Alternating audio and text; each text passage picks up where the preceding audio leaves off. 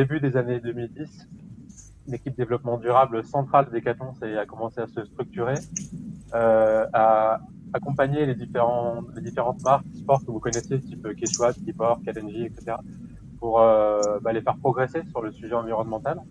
Et ça a pas mal commencé par la mesure environnementale pour que finalement chaque ingénieur qui conçoit sache combien pèse en équivalent CO2 sa paire de chaussures, son sac à dos, son sac de couchage. Et en fait, ce combat sur la mesure-là, il est capital parce qu'il permet d'identifier quelles sont les dynamiques d'évolution de nos émissions de CO2 et deux, où est-ce que sont les gros combats. Les gros combats au niveau macroscopique et aussi au niveau microscopique produit pour se dire qu'est-ce que je dois actionner comme levier pour baisser l'impact environnemental des produits que je commercialise. On a beaucoup travaillé sur la mesure et après le geste a posteriori a été de traiter plutôt la quantité d'énergie qui se met en mouvement pour aller chercher le plus possible de la baisse d'impact en prenant en compte et le volet quantitatif de l'énergie et le volet qualitatif de l'énergie. Puisque finalement c'est ça qu'il y a derrière les émissions de CO2. Historiquement, le volet environnemental a souvent été confié aux métiers techniques, aux métiers d'ingénierie, dont je fais partie. Et en fait, en apprenant sur la mesure, etc., on se rend compte que en fait, il est nécessaire d'avoir une approche transversale, multimétier, puisque finalement, il n'y a pas que le sujet de la production, il y a le sujet de la communication, il y a le sujet de qu'est-ce qu'on incite à faire comme pratique sportive. Je vous donne un petit exemple rapide.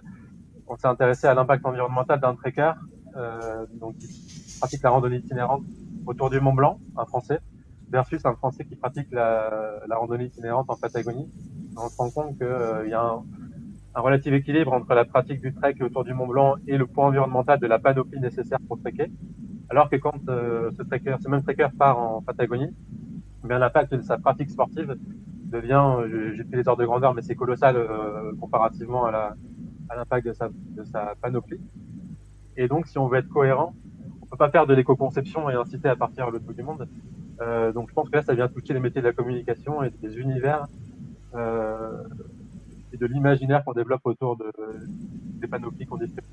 Et durable, un développement qui répond aux besoins présents sans compromettre les capacités des générations futures à répondre aux leurs. Et d'un côté, on a le marketing, lui, qui vise vraiment à analyser les habitudes des consommateurs à travers des études de marché pour répondre à leurs besoins actuels. Et en fait, on se rend compte que ce marketing traditionnel, il fait la moitié du job parce qu'on ne peut plus vraiment se contenter de répondre aux besoins actuels sans prendre en considération maintenant les impacts futurs des produits et en plus l'attente grandissante des consommateurs en matière de développement durable auprès des entreprises. Donc en fait, la prise en compte du développement durable dans les métiers du marketing va totalement bousculer les outils, les stratégies, les méthodes. Et on va dire que c'est évident qu'une discipline comme le marketing, qui a pour but d'analyser les attentes des consommateurs, va avec une attente universelle qui est le développement durable. Donc concrètement, si on prend le métier de chef de produit, maintenant, la case analyse de cycle de vie du produit, ça va être une étape incontournable pour un chef de produit, c'est-à-dire comment mon produit est conçu, quelles ressources je vais utiliser, quel est le bilan carbone de mon produit quand il est utilisé, ou vraiment quelle est la vie après utilisation de mon produit. Donc voilà, ça c'est des nouvelles questions que va devoir se poser un chef de produit pour proposer une offre responsable. Mais ça va aussi aller sur les métiers du numérique. Par exemple, maintenant dans le digital, on s'est rendu compte que le numérique était très gros consommateur d'énergie. Je crois que ça représente le numérique 10% de la consommation d'électricité dans le monde. Donc là aussi, ça va être des nouvelles méthodes de travail à mettre en place pour pouvoir après se prévaloir d'être responsable sur la toile. Donc, il n'y a pas un métier parmi la famille des métiers du marketing, mais ça va vraiment être tous les métiers qui vont amener à évoluer en prenant en compte ces enjeux de transition écologique. J'ai vraiment le sentiment qu'on est en train d'assister à une véritable bascule des métiers de la communication pour intégrer, j'allais dire, core business, les enjeux de développement durable. Donc on peut le voir des deux côtés. Il y a vraiment une opportunité parce qu'aujourd'hui, les publics, les citoyens ont vraiment une demande forte, en particulier vis-à-vis des entreprises, alors ce qu'expliquait Louis, pour qu'elles fassent la pédagogie, qu'elles explicitent, qu'elles accompagnent cette transition qui est de plus en plus souhaitée, on va dire. Donc il y a vraiment cet enjeu et cette demande avec des publics qui sont beaucoup plus matures, qui en plus vont aller décrypter. Donc il y a vraiment besoin d'avoir cette expertise-là. Et puis il y a aussi une contrainte évidente qui est la contrainte réglementaire. On a vu la publicité qui a été vraiment pointée du doigt et tout en haut de la liste des métiers à réglementer avec la Convention citoyenne pour le climat, avec donc un électrochoc dans la profession qui était plutôt une profession qui se sentait un peu à l'écart par rapport à des métiers où les impacts étaient plus évidents et en tout cas avaient déjà eu lieu, typiquement l'énergie, les transports. Et on voit bien que en cascade, c'est en train de toucher tous les métiers et les métiers de la communication également. Et donc on est vraiment dans ce moment de bascule.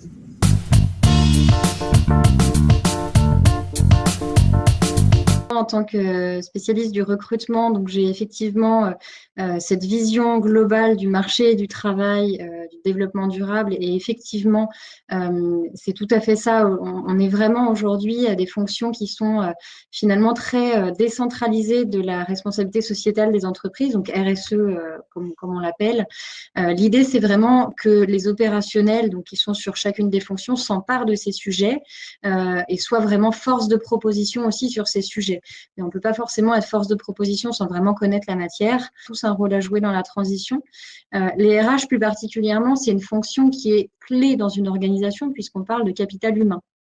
À partir du moment où on s'attaque à ce gros pan, il y a effectivement un gros aspect qui est traité déjà du développement durable, c'est tout le biais social. Donc effectivement, l'idée pour moi en RH et la prise de conscience qui doit être faite, c'est vraiment de prendre en considération l'individu. Donc vraiment de A à Z sur une relation de travail, comment on l'attire déjà dans une société, donc ça passe par le recrutement, comment on arrive à l'intégrer, comment on le forme, on l'épanouit au sein de l'organisation, mais aussi comment on est capable de s'en séparer quand on se rend compte que finalement, les chemins ne sont plus amenés à être cohérent et que pour chacun, il est essentiel aussi de voir autre chose. Et clairement, les organisations doivent mûrir aussi sur ces sujets-là. Assez globalement, ça c'est le pan, je dirais, social du développement durable appliqué au RH, mais il y a aussi deux biais qui sont le biais sociétal et le biais environnemental, et on voit aussi clairement les RH ont un rôle à jouer sur ces deux pans. Pour le biais sociétal, on parle beaucoup aujourd'hui de sujets d'inclusion et de diversité. Aujourd'hui, les RH doivent être ambassadeurs de ces points-là. Elles sont très challengées aussi par les organisations, par les investisseurs sur les engagements qui sont pris aussi sur ces thématiques et pour faire avancer la société en général sur ces sujets.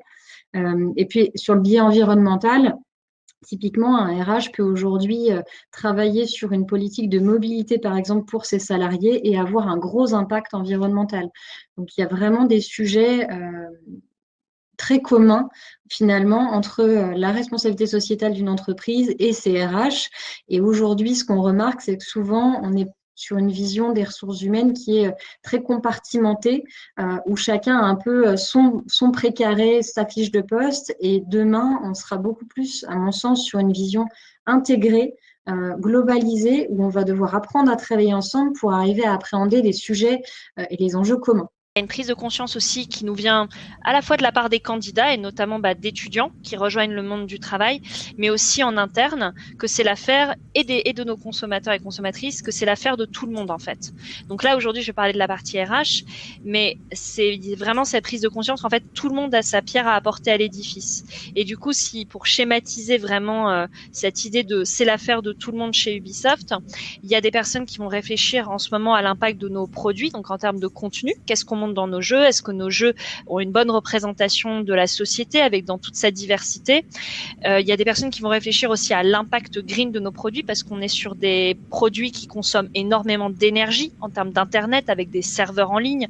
On a les jeux en ligne qui se développent énormément et ça aussi ça consomme. Donc ça c'est une partie de l'entreprise avec des nouveaux métiers qui émergent. Donc d'un point de vue RH, c'est en fait, il faut qu'on trouve pour ces équipes les compétences, les personnes qui vont maîtriser ces sujets. Et en fait, c'est encore assez peu commun sur le marché. Donc on y viendra après, mais on est en train de rechercher des personnes qui ont cette connaissance, qui sont formées à ces sujets. Après, il y a d'un point de vue aussi externe, donc tout ce qu'on peut faire en termes d'employeur un peu citoyen, si je veux dire. Donc tout ça, ça s'implique dans une démarche aussi de responsabilité sociétale des entreprises avec ce volet externe qui souvent prend la forme du mécénat. Donc d'un point de vue côté Ubisoft, on va travailler à la fois avec des associations qui vont s'intéresser à des sujets écologiques, donc pour du recyclage par exemple de consoles ou d'ordinateurs, mais on va aussi s'y intéresser, là je prends ma casquette RH, d'un point de vue égalité et accessibilité de nos métiers. Parce que si demain on a envie, dans une perspective socio-économique du développement durable, on a envie que notre entreprise perdure et reste pertinente en termes de contenu, eh ben, il faut que nos équipes représentent une forme de diversité. Or, aujourd'hui, on se rend compte que il y a encore beaucoup de progrès à faire en termes d'accessibilité des métiers du jeu vidéo. Et le métier du jeu vidéo, c'est très vaste. On a des métiers dans l'informatique, on a des métiers dans le développement de jeux, dans la programmation. Il y a besoin encore de plus d'accès à ces métiers, donc c'est très important pour nous côté Ubisoft d'envoyer nos équipes dans les collèges, dans les lycées, en école primaire pour déjà éveiller la conscience de ces jeux et de ces métiers et des impacts qui sont liés à ces métiers. Et il y a aussi tout ce qu'on peut faire en termes d'égalité des chances. Et après, d'un point de vue vraiment RH, donc là, je vais prendre la casquette employeur responsable. Donc, qu'est-ce qu'on peut faire?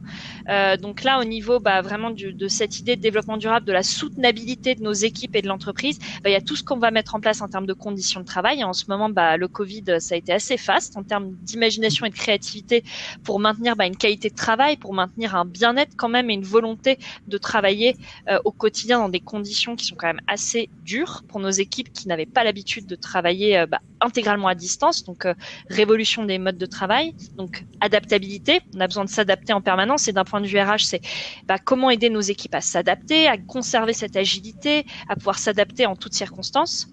Et il y a d'un point de vue diversité et inclusion, puisque c'est aussi ça dont je m'occupe au quotidien, c'est derrière l'idée d'inclusion, il y a aussi l'idée d'équité, c'est-à-dire que la diversité, c'est quelque chose d'assez factuel. On est tous définis par un ensemble de caractéristiques visibles et invisibles, mais l'équité, c'est-à-dire dans notre rôle de RH en tant qu'employeur, c'est comment faire pour que peu importe là d'où on vienne, peu importe ces caractéristiques très factuelles de la diversité, on se sente faire partie de l'entreprise. On est engagé, on a envie de contribuer et surtout, on a tous les outils à notre portée pour pouvoir être au même niveau de performance que quelqu'un qui peut-être a eu plus de chance que nous au démarrage. Et ça, on est vraiment dans l'idée d'adaptation. Pour prendre l'exemple très concret du handicap, c'est en fait par exemple un handicap auditif. J'ai peut-être besoin que mon employeur, donc Ubisoft, m'apporte des adaptations pour pouvoir être au même niveau de performance que n'importe qui d'autre dans la boîte. C'est un appareil auditif, c'est une configuration de l'open space peut-être un peu différente. Bref, là, les RH, on est vraiment impacté sur le fait qu'il y a besoin de trouver des talents et des personnes dans l'entreprise qui ont aussi ce nouvel état d'esprit connecté développement durable avec les compétences qui vont avec.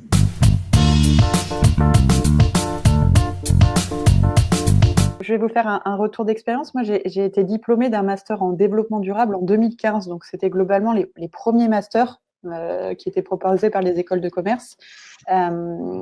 Et du coup, je peux vous faire un retour aussi d'expérience sur qu'est-ce que ça veut dire chercher un métier dans le secteur du développement durable en sortie d'école. À la base, c'était un tout petit marché. Il y a 5-10 ans, c'était tout petit. Aujourd'hui, c'est devenu un marché globalement très concurrentiel, très compétitif aussi. C'est-à-dire qu'il y a beaucoup de demandes. Moi, je reçois toutes les semaines des appels de personnes qui soit veulent s'orienter vers du développement durable, soit veulent se réorienter vers du développement durable et de la RSE. Ils me demandent si c'est nécessaire d'avoir une formation. Oui, c'est clairement nécessaire d'avoir une formation. Si demain, vous cherchez un poste de marketing responsable ou de RH responsable, communication responsable, une entreprise attendra de vous d'avoir un diplôme, d'avoir du coup une formation, parce que c'est une technicité à avoir. Donc, c'est important pour vous d'avoir cette formation. C'est nécessaire pour la société aussi. Pourquoi? Parce que la transition écologique, elle invite les entreprises à se réinventer et donc à réinventer aussi leur métier en intégrant la notion de performance, mais aussi celle du social et de l'écologie. Or, aujourd'hui, dans les filières dites un peu classiques du marketing ou de la communication ou du RH, on ne pousse pas aujourd'hui forcément les étudiants à repenser ces métiers finalement à la lumière des enjeux de transition écologique et solidaire. Or, aujourd'hui, si on veut permettre le changement de paradigme qui est nécessaire à la survie de notre société au regard finalement des enjeux qui nous incombent, il y a une nécessité d'adopter des nouveaux référentiels. On parlait aussi de comportements, de nouveaux réflexes, et donc de faire muter ces nouveaux métiers alignés aux enjeux de transition écologique.